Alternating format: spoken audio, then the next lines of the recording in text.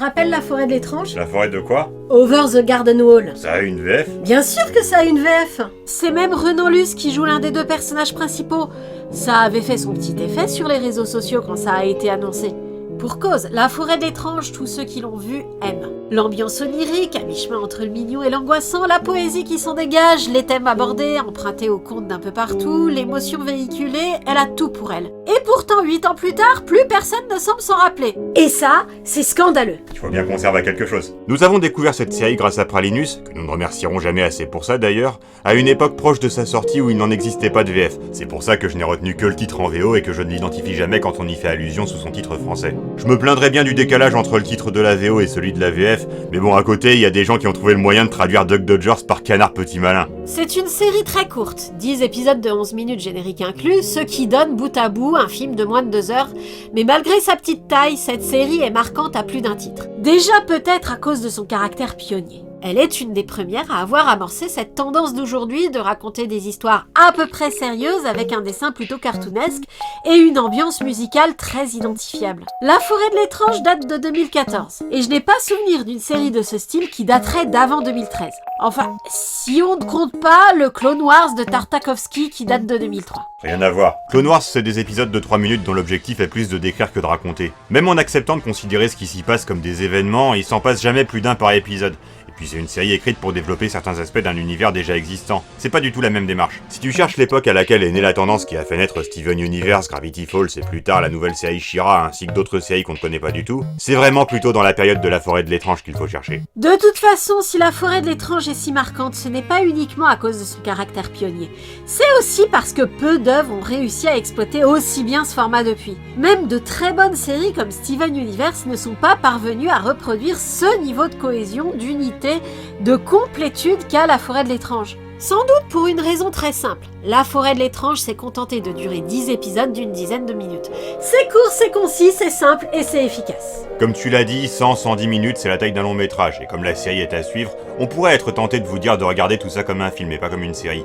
Mais c'est pas possible. Les différents épisodes, même s'ils font progresser l'intrigue principale, sont chacun focalisés sur le sujet du jour, et de ce fait sont très cloisonnés. Trop cloisonnés pour être un tout. Le fait que ce soit des épisodes de 10 minutes alors que l'histoire est sérieuse et assez mature nous avait beaucoup surpris à l'époque. Nous étions habitués à ce que les épisodes de 10 minutes, ce soit pour les séries humoristiques ou les dessins animés pour tout petits. La forêt de l'étrange n'est ni l'un ni l'autre. Son public cible est plutôt âgé car les contes qui constituent chaque épisode ne sont intéressants que si on est capable de les interpréter comme des métaphores, et le seul humour de la série réside dans la douceur de son imagerie loufoque et dans quelques dialogues en dehors desquels le ton est très sérieux. C'est resté rare de choisir ce format et ce graphisme pour une série de ce genre, et à vrai dire je sais pas si qui que ce soit à part Steven Universe a utilisé le même concept. Et encore, même Steven Universe, toute poétique et introspective qu'elle soit, a une forte tonalité humoristique que la forêt de l'étrange n'a pas vraiment.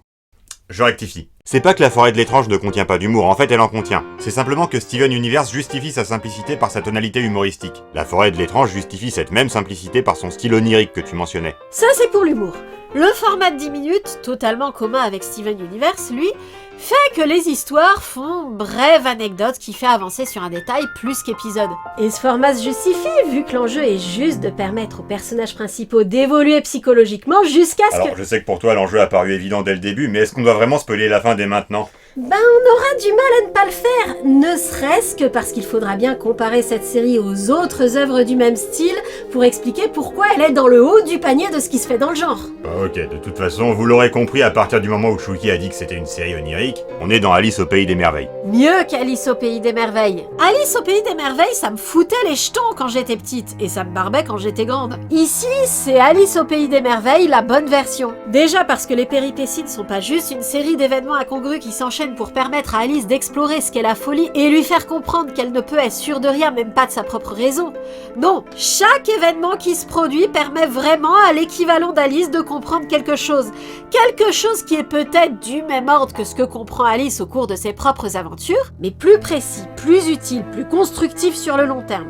Ensuite, parce que l'ambiance est toujours dans le juste équilibre entre l'angoissant et le mignon. Et ça, c'est le graphisme, et plus spécifiquement le chara-design qui le permet. On vous a dit que c'était une série fondatrice en ce sens qu'elle est une des premières à avoir ce design cartoonesque alors que l'intrigue est globalement sérieuse. Ce qu'on ne vous a pas dit, c'est que dans la forêt de l'étrange, ce parti pris est immédiatement compréhensible. Pourtant, il ne va pas de soi. Ce style graphique schématique, arrondi et caricatural est celui d'une série humoristique. Et d'ailleurs, sa prolifération dans les années 2010 est allée de pair avec l'omniprésence d'une forte tonalité humoristique, même dans des séries à épisodes de 20 minutes comme Gravity Falls, dont l'intrigue de fond est tout à fait sérieuse, et même dans des séries vraiment plus sérieuses sur le papier comme She-Ra. C'est d'ailleurs à son graphisme typique qu'on devine tout de suite que cette dernière contient beaucoup de comédie, même avant de la voir. Mais La Forêt de l'étrange, comme on l'a dit, n'a pas cette tonalité humoristique. Elle est d'ailleurs la seule de ce style que nous connaissions à ne pas l'avoir.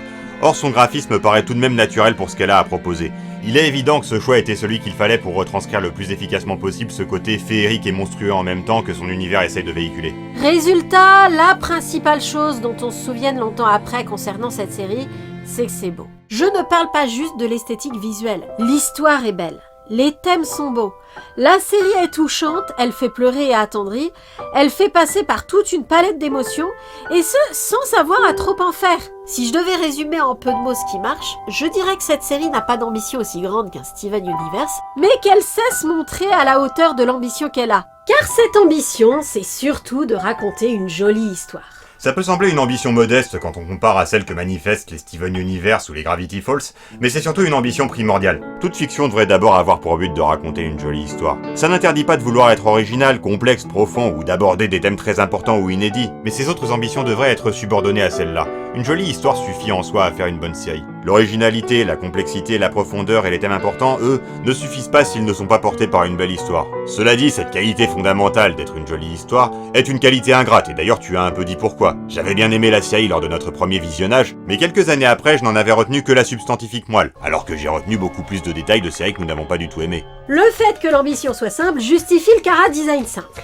C'est peut-être ça, au fond, qui nous a tant déstabilisés dans Gravity Falls. Nous sommes incapables de dire en quoi le choix d'un design cartoonesque pour une histoire globalement sérieuse est un plus pour Gravity Falls. Il souligne son humour, mais contrecarre ses aspects sérieux qui étaient pourtant les plus susceptibles de nous plaire. La simplicité graphique jure avec la complexité du fond. Nous ne sommes pas sûrs de comprendre quelle était l'ambiance recherchée, si c'était bien celle d'une série humoristique comme nous le croyons. Encore une fois, pour La Forêt de l'étrange, nous ne nous sommes même pas posé la question. Nous avons immédiatement compris. Le chara-design n'est pas là pour être drôle, mais pour être mignon. Bon, le fait que nos personnages au visage et aux yeux tout ronds entourés de traits noirs épais évoluent dans des décors forestiers et champêtres à la Béatrix Potter n'est sans doute pas étranger au fait qu'il soit si facile de comprendre l'ambiance recherchée.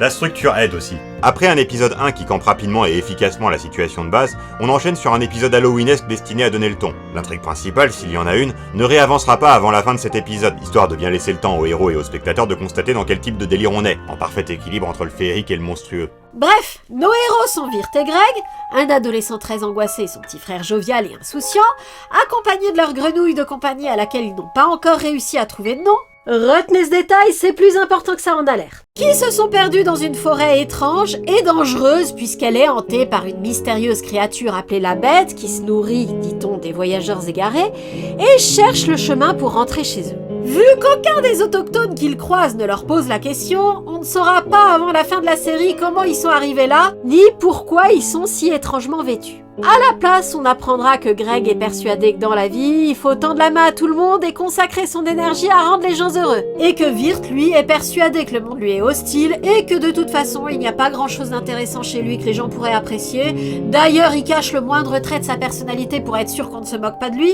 Et il a beaucoup de mal à supporter son petit frère, qui d'ailleurs n'est que son demi-frère, né du remariage de sa mère, remariage qui n'a vraisemblablement pas encore digéré et qui est source pour lui de ressentiment envers Greg qui en est le fruit. Bref, vous aurez compris, Wirth a pas mal de bordel dans la tête. Et soit parce que je suis une narratologue chevronnée qui identifie très vite dans quel type d'histoire on est, soit parce que c'est réellement évident dès le début, il me semble clair que les deux garçons ne trouveront pas la moindre piste pour rentrer chez eux tant que Wirth n'aura pas mis un peu d'ordre dans ses états d'âme. D'ailleurs, l'épisode halloweenesque qu'on évoquait tout à l'heure, en plus de donner le ton, sert aussi à démontrer qu'il a tort de vouloir rejoindre la civilisation avant d'avoir franchi cette étape décisive. De toute façon, de manière générale, les personnes qu'il rencontre et à qui il demande leur chemin mettent une assez mauvaise volonté à les renseigner, soit parce qu'ils sont préoccupés par leurs propres problèmes, soit réellement parce qu'ils n'ont pas l'intention de répondre tant que Wirth sera dans le flou vis-à-vis de lui-même. Ce qui est manifeste en tout cas, c'est que toutes ces anecdotes que vivent Wirth et Greg en cherchant leur chemin mènent à la même conclusion. Les apparences sont trompeuses, et Wirth doit apprendre à regarder au-delà de la surface des choses. C'est parfois archi explicite, c'est parfois plus indirect, Mais chaque épisode compose sur ce thème, l'abordant toujours par un angle différent, permettant à la fois une grande variété d'ambiance et une bonne cohésion générale. Malgré le danger que représente la bête, toujours sur leurs talons, Greg de bonne grâce profite de l'aventure en attendant que la situation se résolve, saisissant au passage chaque occasion de faire tout ce qui lui passe par la tête. De préférence, répandre la joie et la bonne humeur autour de lui. En gros, il fait ce qu'essayent de faire Mabel et Pinkie Pie dans leur propre série, et ce, avec la même candeur, sauf que, dans la forêt de l'étrange, ses interventions font réellement du bien autour de lui. Donc, l'impétuosité de Greg n'est pas aussi exaspérante que Wirt le prétend. Intéressant ça, pourquoi est-ce que le personnage de Greg nous plaît alors que celui de Mabel nous horripile? Bah déjà parce que Greg n'envisagerait jamais de vendre le corps de son frère pour réussir un objectif égoïste et assez peu important. Il est un peu dans son propre délire comme Mabel, mais il n'est pas du tout égoïste, il veut que le monde entier soit heureux. Et quand il a à choisir entre sa survie et celle de son frère, il ne prend même pas le temps de la réflexion ou de l'hésitation. Et il n'est même pas triste, tellement ce qu'il doit faire lui semble une évidence. Il se sacrifie pour sauver son frère, tout simplement. Ok, mais vu son tempérament, ça pourrait lui arriver d'enfermer son frère dans le placard à monstres pour l'obliger à se déclarer à celle qu'il aime. Dans ce cas, le scénario ferait en sorte qu'il ait bien raison de l'avoir fait, car toutes les actions de Greg, même les plus bizarres, sont toujours les bonnes, car la série part du principe qu'il a cette espèce de connexion divine et télépathique à la vérité absolue que la fiction accorde souvent aux enfants. Wirt à côté, c'est Woody Allen. C'est assez normal, vu que le scénario se fonde sur ses névroses, c'était nécessaire qu'il soit quelqu'un de bien névrosé. Mais la série réussit à le camper comme borné et étroit d'esprit, négatif et assez malveillant avec Greg, sans pour autant le rendre antipathique, du moins en le rendant assez sympathique pour qu'on ait envie de le voir s'en sortir. On vous a dit que la série n'était pas humoristique, mais ce qui permet à Wirt de s'attirer la sympathie, c'est qu'il est quand même un peu drôle. Le gag autour de lui marche parce qu'il essaye désespérément de rationaliser une situation absurde. Ce gars a l'air maboule. On devrait peut-être s'enfuir, si on peut. Mais il doit bien connaître la forêt, alors il faudrait d'abord l'assommer. Sauf que ça pourrait mal se passer, hein. Ouais, mauvaise idée. Oublie ça. Risqué.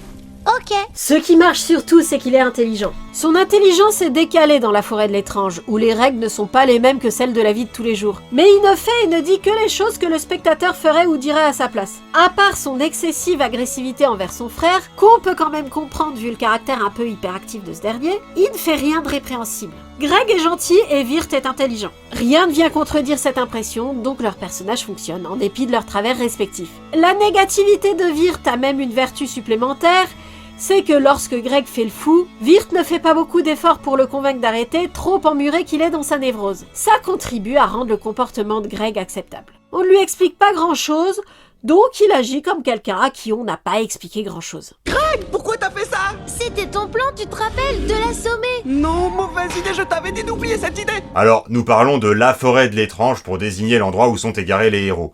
C'est à cause du titre VF. Mais le monde dans lequel nos deux héros évoluent et sont poursuivis par la bête n'est pas exclusivement forestier. Ils visitent un village, descendent une rivière, explorent des marécages, un manoir gigantesque, une école pour animaux, un royaume dans les nuages. C'est clairement tout un univers inconnu qui a happé les deux garçons et dont ils doivent sortir. En anglais, cet endroit est appelé The Unknown, sans préciser si le lieu appelé The Unknown est une forêt ou pas. Ça se justifie vu que nos héros vont bien au-delà de la forêt du début sans pour autant retrouver le chemin pour rentrer chez eux. Ouais bon, en français, la forêt de l'étrange, ça sonne quand même mieux que l'inconnu. De toute façon, le titre en VO est un mensonge aussi.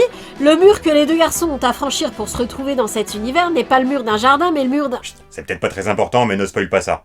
Bon, bref. Le caractère exagérément étendu du lieu appelé la forêt de l'étrange est un des indices qui nous permettent de savoir qu'on est dans Alice au pays des merveilles. Il n'y a que dans les rêves qu'on peut tricher avec les distances à ce point. Pourtant, curieusement, après avoir fini la série, la question de savoir si toute l'histoire n'était qu'un rêve ou pas n'est pas tranchée. Enfin, pas complètement. Déjà, même après être rentrés chez eux, Wirt et Greg se souviennent tous les deux de ce qui leur est arrivé dans la forêt de l'étrange. En tout cas, ils ont retenu les informations échangées au cours des conversations qu'ils y ont eues. Donc si c'était un rêve partagé, ce qui est en soi un peu plus qu'un simple rêve. C'est relativement fréquent dans les séries animées, mais c'est généralement plutôt pour le gag. À moins que le tout ne soit le rêve de la grenouille. Oui, cette fameuse grenouille dont Wirt et Greg n'arrivent pas à trouver le nom. Plus exactement, dont Greg veut que Wirt choisisse le nom, et dont Wirt ne choisit pas le nom malgré l'assistance de son frère, parce qu'il trouve plus important de chercher comment rentrer.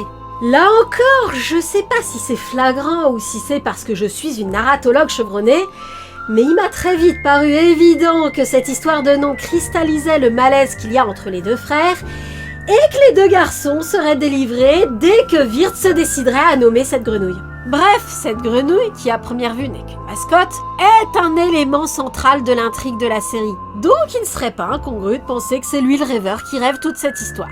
Après tout, c'est lui qui la raconte, on le constate dans le générique, même si évidemment on n'y prête pas spécialement attention la première fois. Très beau au passage le générique, comme toutes les autres musiques et comme le reste de la série. Pour en rajouter dans l'ambiguïté sur la question « Tout ça est-il un rêve et si oui, le rêve de qui ?», l'épilogue nous montre ce qui arrive dans la forêt de l'étrange après le départ des héros. Pour autant, si la forêt de l'étrange est réellement un univers parallèle que ton âme peut visiter pendant que ton corps physique est inconscient, c'est un univers dans le même style que Fantasia et le Jumanji. Sa réalité s'agence de manière à ce que le visiteur puisse tirer une leçon de sa visite et en revenir grandi. Et comme contrairement à Jumanji et l'histoire sans fin, la forêt de l'étrange ne raconte les étapes que d'un seul voyage, les leçons à tirer sont les mêmes tout du long. C'est pourquoi la série a tant de leitmotiv. On a déjà évoqué le premier leitmotiv. Il ne faut pas se fier aux apparences. Mais contrairement à ce à quoi on pourrait s'attendre dans cette série à l'ambiance semi-angoissante, cette leçon est à prendre dans les deux sens. Ceux qui paraissent amicaux peuvent être des monstres ou des traîtres, mais ceux qui paraissent inamicaux peuvent être gentils et d'une aide providentielle. On découvre dans le flashback à la fin de la série qu'effectivement, dans sa vie de tous les jours, c'est plutôt du deuxième préjugé que Wirth est le plus coupable. Envers ses camarades de classe déjà, qu'il tient à distance parce qu'il se croit méprisé par eux alors qu'en réalité il ne pense rien de particulier à son sujet, ils ne l'ont pas invité à leur fête d'Halloween mais il ne voit aucun inconvénient à ce qu'il s'incruste sans avoir été invité, mais également envers son frère qu'il considère comme coupable du remariage de sa mère avec son beau-père, ce qui est absurde vu qu'il est né après ou alors on n'a pas pris la peine de nous le préciser, et ça ce serait étonnant vu que le ressentiment que cette situation inspire à Wirth, lui, a carrément fait l'objet d'une chanson. Ah, les chansons. Parlons-en des chansons. Ce sont très bien les chansons, en VO. Elles sont correctes en VF. Les VF sont souvent assez catastrophiques avec l'interprétation des chansons. Je veillerai à l'abri d'un chêne, chantant notre amour. Sous les étoiles pour que tu reviennes. There where 'neath the rowan and alder a vigil I'll keep. Every moment that you are away. Je sais pas pourquoi. Ces acteurs savent chanter. On le sait, on les a entendus chanter à d'autres occasions. Ça doit être lié aux conditions d'enregistrement. Bon, je digresse. Dans cette série-là, les chansons sont correctes en VF, ce qui est déjà bien, mais on peut m'expliquer à quoi ça rime d'embaucher un chanteur professionnel pour faire la voix du seul personnage qui ne chante que rarement dans la série, et dont le seul solo est volontairement discordant ? En parlant de Renan Luce, qui vous l'avez compris double Wirth, tous les chanteurs qui font du doublage ont le même type de diction. La façon de parler de Wirth fait beaucoup penser à Saitama qui est doublé par Orelsan. C'est stupide, je ne vais quand même pas errer dans la forêt pour le restant de mes jours. Ça faisait un bail que j'avais pas affronté quelqu'un d'aussi fort que toi, monstre terre. Mais je ne m'en plains pas. Tous deux s'en sortent beaucoup mieux que quand c'est un acteur de cinéma qui fait le doublage. Je profite de cette occasion pour parler de ça parce qu'on ne le dira jamais assez. Autant l'animation pour la télé, ça peut se penser de la même façon que l'animation pour le cinéma, autant le cinéma et le doublage, ce n'est pas le même métier. Prêter sa voix à un personnage, ça demande des compétences spécifiques, qui ne s'improvisent pas du jour au lendemain quand on a été habitué à jouer pour une caméra. C'est pour ça que, de notre point de vue, les professionnels du doublage ne devraient pas insister autant pour qu'on les appelle comédiens de doublage au lieu de doubleurs. En choisissant de se faire appeler sous un terme qui définit leur métier comme une sous-catégorie du métier de comédien de cinéma, ils entretiennent le malentendu. Ils encouragent les producteurs à croire qu'ils sont interchangeables avec les comédiens de cinéma. Or, interchangeables, ils ne le sont pas. Je le redis, les stars de cinéma, même les plus talentueuses, s'en sortent rarement bien dans cet exercice. En appuyant sur un simple bouton, je vais à la fois éliminer le moindre indice pour la police et faire connaître à cette journaliste son juste châtiment. Alors ce serait bien de les laisser faire ce qu'ils savent faire et confier le doublage aux gens dont c'est le métier. Dans ce cas, pourquoi les chanteurs s'en sortent mieux que les acteurs de cinéma ? Je suppose que c'est parce qu'ils sont habitués à moduler leur voix à un certain rythme et que ça doit être plus proche du métier de doubleur.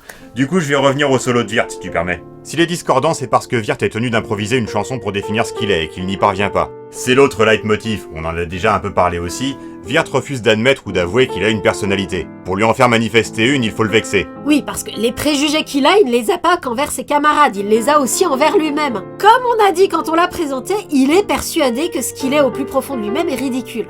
Il a tort. Et comment sait-on qu'il a tort ? Il met un tel point d'honneur à ne rien dire sur lui que la seule chose qu'on sait de lui, c'est qu'il est très réfléchi mais également très angoissé. Pour te répondre, il va falloir que je révèle pourquoi Wirth et Greg sont si bizarrement habillés. Ils se sont perdus alors qu'ils étaient dehors pour Halloween. Je ne vous spoil pas en quoi est déguisé Greg. Là non plus, c'est pas forcément important, mais c'est rigolo, alors je vous laisse découvrir. Mais il faut que je vous parle du costume de Wirth. Il ne représente rien. Il a juste assemblé des accessoires qui vont bien ensemble. Sauf que comme je viens de dire, ils vont bien ensemble ces accessoires. Donc le costume est bien. La personnalité de Wirth, c'est ça. Il n'arrive pas à lui donner une définition et à la rentrer dans une case, mais elle est bien quand même, donc il doit accepter de la montrer. Greg est la joie et Wirt l'angoisse. Le côté à mi-chemin entre le mignon et l'angoissant permet d'être à mi-chemin entre l'état mental des deux frères, et du coup, de croire sans peine qu'on est dans l'univers mental des deux à la fois. Monde parallèle ou pas, la forêt de l'étrange fonctionne comme un rêve. Chacun des deux frères influence peut-être une partie du rêve et lui permet de se construire dans cette ambiance intermédiaire. Sans trop en dire sur la manière dont ça marche, qui est surprenamment technique pour une série onirique quand on y pense, c'est le désespoir qui renforce la bête et lui permet de se nourrir. L'enjeu est donc bien de savoir qui des deux frères entraînera le rêve dans son univers mental à lui. Peut-être. La forêt de l'étrange, ça se surinterprète vachement, donc même si on a envie, mieux vaut ne pas aller trop loin dans la surinterprétation, en tout cas pas en vidéo. Il vaut mieux laisser à chacun la possibilité de faire ses propres surinterprétations. La série est courte, allez la voir et venez nous dire en commentaire ce que vous comprenez. Nous avons abordé les éléments qui nous ont paru les plus importants, mais c'en sont peut-être d'autres qui retiendront votre attention à vous. Il y a des motifs visuels récurrents dont nous n'avons aucune idée de la signification, s'il y en a une. Pourquoi les grenouilles? Pourquoi les tortues noires? Est-ce que le démon qui possède le chien au début est celui qui possède une fille au milieu de la série vu que les deux mangent des tortues noires? La série a l'air de vouloir être surinterprétée. Elle invite à la réflexion et à la théorie. C'était déjà le cas dans le pilote, Tom of the Unknown, un court-métrage prototypique déconnecté de la continuité qui porte déjà en lui les prémices de l'état d'esprit général, mais ça va beaucoup plus loin dans la série régulière. Elle propose surtout des métaphores, elle ne s'en cache pas, mais n'en propose pas souvent d'interprétation elle-même, et laisse le soin au spectateur de se sentir concerné ou pas par le parcours psychologique de Wirt. Nous l'avons déjà dit, mais nous pouvons maintenant préciser. A priori, la série n'est pas destinée aux très jeunes enfants, car il faut être en mesure d'interpréter les anecdotes comme des métaphores abstraites. Ces anecdotes n'ont pas d'intérêt par elles-mêmes, et puisent leur force dans le rapport que le spectateur verra avec ses propres expériences de vie. Ainsi, pour comprendre la série, il faut être un peu Wirt soi-même. Ça suppose d'avoir un peu vécu. Certes, les visuels font très album pour enfants, mais l'ambiance générale est plutôt celle de Sanitarium, le jeu de point and click, dont chacun reconnaîtra que c'est pas spécialement pour les enfants. La forêt de l'étrange et Sanitarium sont clairement le même type d'histoire. En tout cas, je serais pas surprise que Sanitarium ait fait partie des sources d'inspiration. Il y a même un épisode similaire dans Sanitarium et dans la forêt de l'étrange. Sauf que Sanitarium c'était très glauque et dérangeant, alors que la forêt de l'étrange, non seulement le côté dérangeant est contrebalancé par le côté mignon, non seulement, comme on l'a dit, les choses terribles ne le sont jamais autant qu'elles en ont l'air, même si ça signifie aussi que les choses inoffensives ne le sont pas forcément tant que ça, mais surtout ça garde toujours une lueur d'espoir, parce qu'il est essentiel de garder une lueur d'espoir pour empêcher la bête de l'emporter. Cette recette de la forêt de l'étrange n'a rien d'original. L'Odyssée imaginaire avait la même. Mais la façon dont la forêt de l'étrange aborde le sujet est assez atypique par moments. Ces histoires d'apparence auxquelles il ne faut pas se fier par exemple. On pourrait vraiment croire que l'enjeu est d'apprendre à nos héros à être plus méfiants. Non, il s'agit juste pour eux de remettre leur certitude en question et par conséquent devenir moins méfiants. Car la méfiance excessive peut nous isoler et nous mettre dans la panade. C'est inattendu. Ce qui est sûr, c'est qu'à l'époque où cette série est sortie, nous ne connaissions aucun autre dessin animé qui faisait ce qu'elle fait. On était incultes à l'époque. On a vu beaucoup plus de trucs comparables à cette série depuis, mais aucune ne nous a autant plu. Pourquoi d'ailleurs? Une raison différente à chaque fois. Gravity Falls donne l'impression que les choses vont devenir intéressantes, mais rien d'intéressant ne démarre jamais, tandis que la forêt de l'étrange nous fait accrocher dès le départ. Ajoutons que Greg dans la forêt de l'étrange n'est pas un personnage aussi central que les Mabel, donc a moins de chances de nous insupporter. D'autant que, comme on l'a dit, il est largement moins pire, et en tant que personne, et en tant qu'élément scénaristique. Oui, et le deuxième effet qui se coule, c'est que l'enjeu personnel de Mabel d'accepter de grandir ne nous a absolument pas touchés. Concernant Steven Universe, c'est un peu la même sentence en moins extrême. Nous avons beaucoup aimé le milieu de la série, et nous la recommanderions en globalité dans l'absolu, mais elle a duré plus longtemps qu'elle aurait dû, et à un moment elle s'est enlisée dans des travers qui étaient plus discrets auparavant. Dissonance de ton, personnage individualiste donc antipathique, et la surenchère des enjeux a cessé de marcher. Ce qui fait que sa dimension introspective, ses vertus de développement personnel, on finit par les lui reprocher car elle s'exprime trop au détriment du reste. La forêt de l'étrange, en étant courte et en gardant son unité d'action, ne fait pas de promesses qui excèdent ce qu'elle propose réellement. Les contes de Béatrix Potter, dont le style graphique des décors et l'ambiance contemplative sont voisins de la forêt de l'étrange, n'avaient pas beaucoup de sens, alors que les épisodes de la forêt de l'étrange correspondent à des étapes du cheminement psychologique de Wirt. Princesse Tutu, une autre série onirique, n'a pas, comme la forêt de l'étrange, une fin qui justifie toute la série. D'autant plus que sa première fin est annulée par une suite après fin fermée. Certes probablement prévu dès le départ, mais qui choque autant que si c'était pas le cas. Pardon pour la digression, mais sérieusement, si vous avez prévu 2 saisons, ne faites pas une fin fermée à la fin de la première, c'est nul. Débrouillez-vous autrement, faites un cliffhanger, mais faites pas ça. Et que la deuxième fin non plus ne nous a pas plus convaincus que ça. En un mot commençant, la forêt de l'étrange marche parce qu'elle tient ses promesses, en ne promettant pas plus que ce qui est nécessaire et en tenant ses engagements. En n'ayant pas l'ambition d'être plus que ce qu'elle est, le récit d'un voyage imaginaire qui permet à un personnage de résoudre ses problèmes avec lui-même, elle est réussie. plus réussie que bien d'autres séries plus ambitieuses mais moins à la hauteur de leurs ambitions. C'est pourquoi La Forêt de l'étrange mérite qu'on s'en souvienne. À travers la brume, dans le pâle clair de lune, ce qui était oublié paraît. Nos ennuis d'autrefois sont de lointains souvenirs. Où est-on maintenant? Où va-t-on finir? Si les rêves n'existent pas, peut-on faire semblant que le vent nous appelle, soufflant dans les feuilles qui tombent roussies à l'automne?